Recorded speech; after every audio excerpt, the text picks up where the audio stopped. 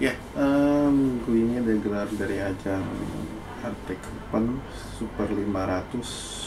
Jadi ini di bulan ini ada dua ajang ya, Super 500 ke atas. Habis ini ada minggu depan ada Denmark Open, dan ini menjadi ajang pemanasan untuk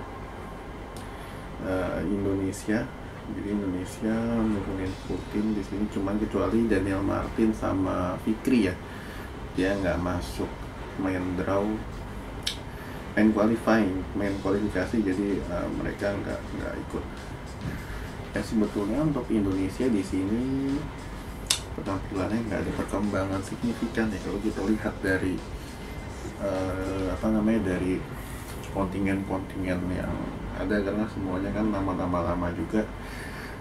Dan ya kejutan juga di mana Bagas sama Leo ya itu kalah di babak pertama. Ya gue bilang mereka ini ya permainannya udah kebaca, dan gue bilang ya ibarat permainan kebaca atau enggak itu kan tergantung dari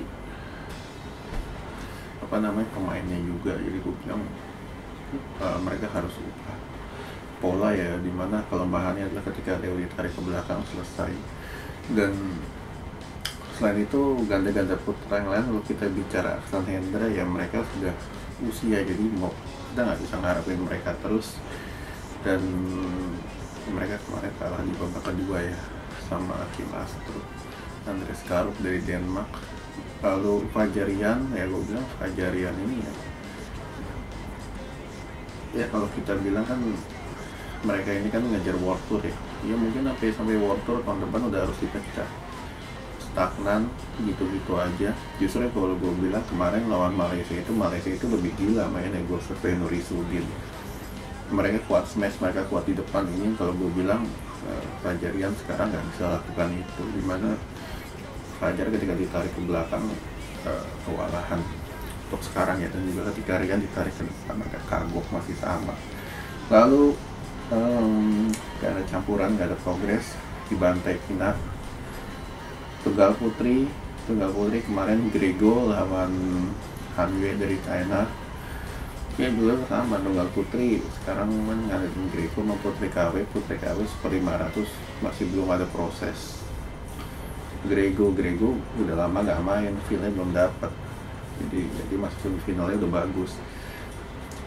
Tunggal putra kita nurunin Jojo sama Ginting ya.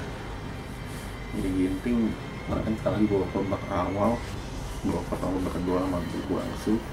Jonathan kalah sama Chotien, pemain veteran 34 tahun tadi. Ini kalau gue bilang praktis kita kembali gelar di Super 500, dimana di sini harusnya jatah-jatah kalau kita punya regenerasi yang bagus ya kayak China ya, ini jatah para pemain pelapis, bukan para pemain utama yang diturunin di Super 500 ini. Dan minggu depan yang langsung main Denmark Open Super 750 atau Super 1000 yang lebih hadiah lebih gede, poinnya juga lebih besar.